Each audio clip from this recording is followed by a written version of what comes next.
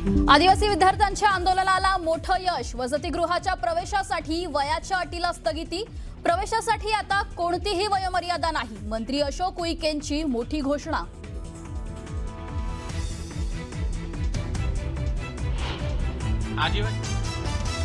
शिरोली येथील विद्यार्थिनी आहेत, त्यांच्या कुटुंबियांना 1 कोटीची मदत मिळाल्याशिवाय आम्ही आंदोलन मागे घेणार नाहीये।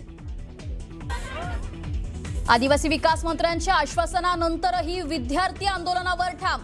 पुण्याच्या मांजरीत आदिवासी विद्यार्थ्यांचं आंदोलन।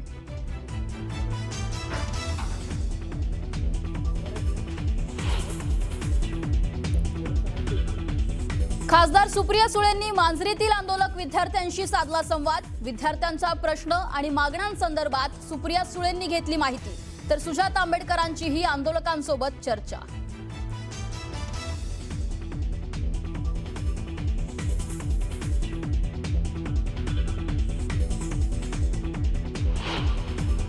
पण त्यांना माहिती दिली जर कदाचित राहुलजींना दिली असती की ती आश्रमशाळा कोणाची आहे, 100% अनुदानावर आहे।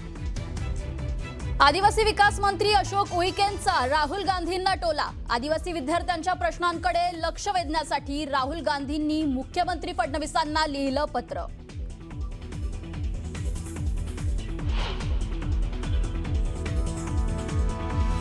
छत्रपती संभाजीनगर मनपाच्या सर्वसाधारण सभेत एमआयएम आणि सत्ताधारी नगरसेवकांचा गोंधळ। नगरसेवकांचे विषय चर्चेला येऊ देत नसल्याचा एमआयएम नगरसेवकांचा आरोप।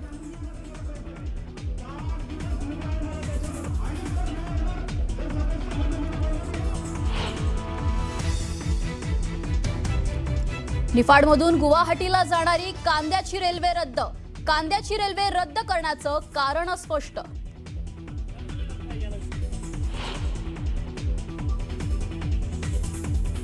मंत्री संजय राठोड, माजी मंत्री दीपक केसरकर आणि समाधान सरवरकरांच्या अतिक्रमणावर मुंबई महानगरपालिकेचा हातोडा। प्रभादेवीच्या उच्चभ्रू इमारतीत पालिकेची कारवाई।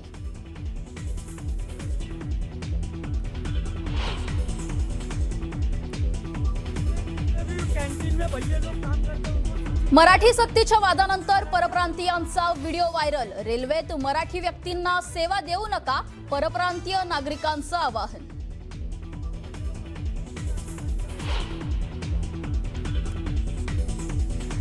पालघरमधील मोखाड्यात 18 वर्षीय मुलाला धर्मांतरासाठी प्रवृत्त केल्याचा आरोप।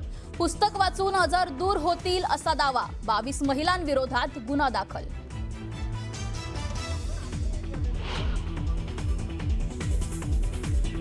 आणि तरुण तेजपालला सुप्रीम कोर्टाचा दणका। 2 आठवड्यात सरेंडर करण्याचे आदेश। सरेंडरमधून सूट देण्याची मागणी फेटाळली।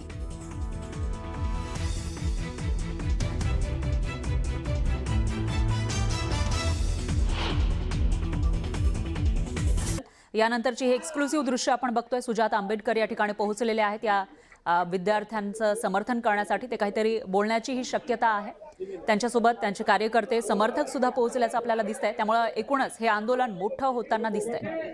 उपस्थित सर्व विद्यार्थ्यांना माझा जय भीम, जय आदिवासी, जय बिरसा, गुलगुलान जिंदाबाद,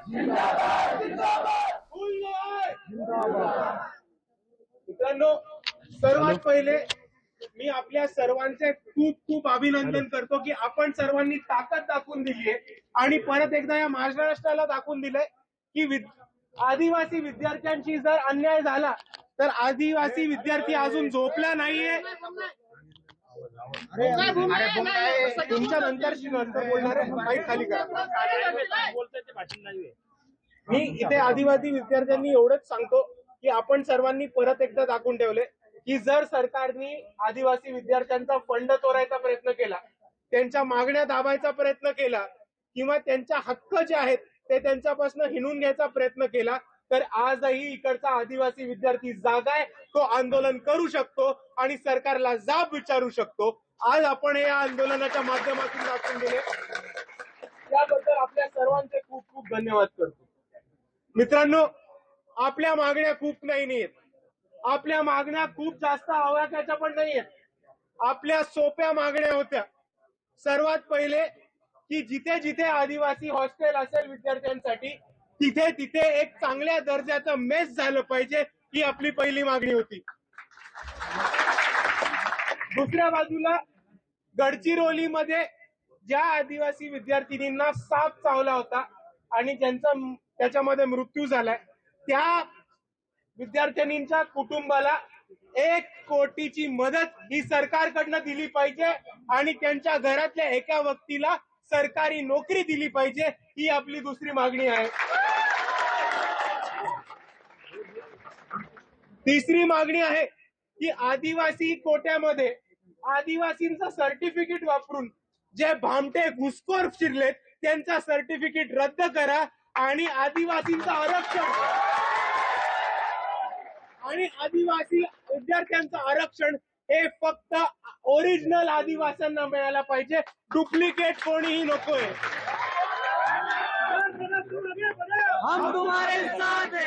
आपली चौथी मागणी याच्यामध्ये हे आहे की आज इकडच्या सरकारने एक महत्वाचा मुद्दा मांडलाय की आदिवासी विद्यार्थी जे सरकारच्या वसतिगृहामध्ये राहतात, हॉस्टेलमध्ये राहतात, त्यांना आंदोलन करण्याचा कोणता अधिकार नाहीये. सर्वात पहिले जे सरकार म्हणतं की यांना अधिकार करण्याचा कोणताही अधिकार नाहीये, त्या सरकारचा आम्ही धिक्कार करतो आणि त्यांना हेच सांगून ठेवतो की आज इकडे मुख्यमंत्र्यांना आमची बाजू मांडायला लागते, मुख्यमंत्र्यांना आमच्याबद्दल बोलायला लागतंय. उईके मंत्री जे आहेत त्यांना मुख्यमंत्र्यांना आपला इश्यू घेऊन जायला लागतोय, कारण आज विद्यार्थ्यांनी आंदोलनाची भूमिका घेतलेली आहे. आणि आपण दिल्लीमध्ये दाखवलंय, नेपाळमध्ये दाखवलंय, झारखंडमध्ये दाखवलंय की जेव्हा इकडचा विद्यार्थी आंदोलनावरती उठतो तेव्हा सरकारला त्यांच्याशी बसायला लागतं, बोलायला लागतं आणि आपल्या मागण्या ऐकायला लागतात. म्हणून जेव्हा सरकार सांगतं की कोणत्याही वसतिगृहातला राहणारा विद्यार्थी आंदोलन करणार नाही, आपण त्या सरकारचा GR उडून लावू आणि आपण इकडेच आंदोलन करू.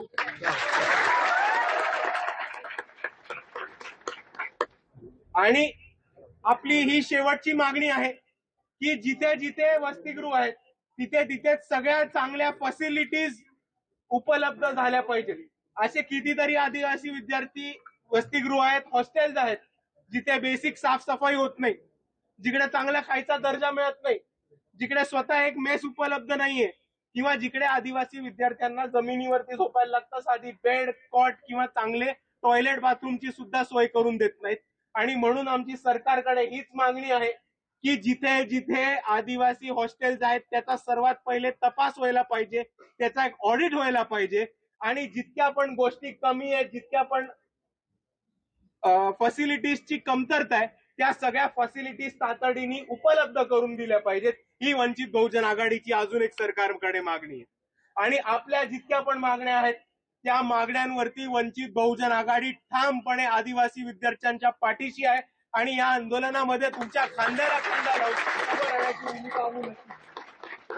दुसऱ्या बाजूला जाता जाता मला आपल्या सर्वांना 2च गोष्टी सांगायच्या आहेत. सर्वात पहिली गोष्ट की मागच्या वर्षी वंचित बहुजन आघाडीने एक आदिवासी आयुक्तालय नाशिकमध्ये जे मुक्त आयुक्तालय तिकडे एक आंदोलन केलं होतं आणि त्याच्यामध्ये आमचं एकच म्हणणं होतं की या वर्षी होणाऱ्या नाशिक मधल्या कुंभमेळ्यासाठी आणि दुसऱ्या बाजूला सरकारने चालू केलेल्या लाडक्या बहिणीसाठी खूप मोठ्या प्रमाणावरती SC आणि ST चा फंड हा फिरवला जातो. तो SC आणि ST चा फंड कुठे फिरवला जातोय याचं एक ऑडिट करून डिक्लेरेशन सरकारने दिलं पाहिजे आणि SC आणि STच्या ज्या विकासासाठी फंड आहे तो अजून कुठेही न फिरवता SC आणि STच्याच विकासासाठी वापरला पाहिजे. ही आपली ठाम मागणी आहे. आणि जाताना ही सुद्धा आपण मागणी घेऊन जाऊ की SC आणि STचा फंड हा पुढच्या भविष्यात फिरवला जाणार नाही, याच्यावरती सरकारकडनं तातडीने कायदा केला पाहिजे, हे सुद्धा आम्ही मान्य करतो. आणि शेवटचं आमचं आपल्या सर्वांना एवढंच म्हणणं आहे की आत्ताच एक 15-20 मिनिटापूर्वी काही एक बातमी आली होती की सगळे आदिवासी आमदार मिळून मंत्री उईके यांना घेऊन देवेंद्र फडणवीसांच्या मागणीसाठी गेले होते. त्यांना भेट घेतली आणि त्यांनी ते मंजूर केले. पण मित्रांनो, त्यांनी मंजूर केलंय हे शाब्दिक. सुजाता आंबेडकर या ठिकाणी संबोधित करतायत या विद्यार्थ्यांना, हे आपण ऐकलेलं आहे. दरम्यान थोड्याच वेळापूर्वी या विद्यार्थ्यांशी संवाद साधलेला होता सुप्रिया सुळेंनी. काय बोलल्या त्या आपण ऐकूयात. यस यस यस मॅडम 4 मुलं आपल्या हॉस्पिटलाइज आहेत सध्या इथं 4 आहेत आणि बाकी आपले 1,500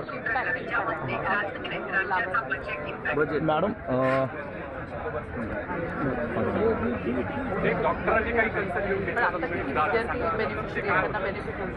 जवळजवळ 64,000 विद्यार्थी 64,000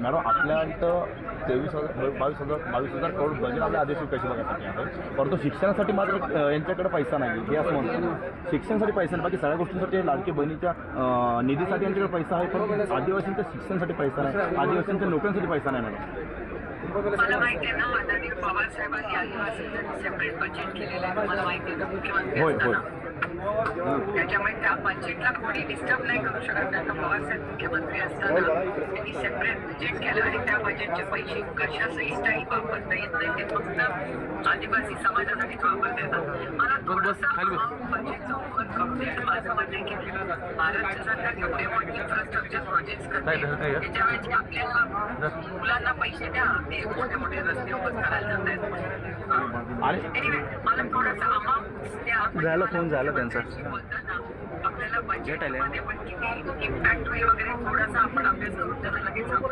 थांब ना मी देतो ना थोडंसं बळेल विद्यार्थ्यांमध्ये कारण आपल्या खूप मुली आहेत